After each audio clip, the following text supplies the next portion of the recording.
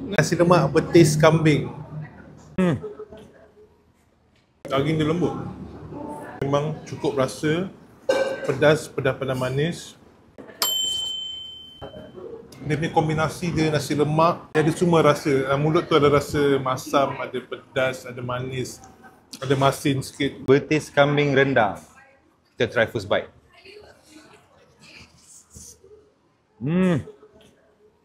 Rasa dia, rasa rempah, tak pedas.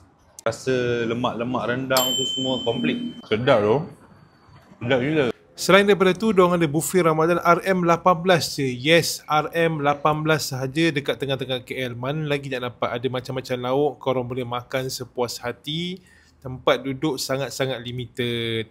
Opposite of HKL Kuala Lumpur dekat Jalan Pahang. Nasi lemak betis kambing.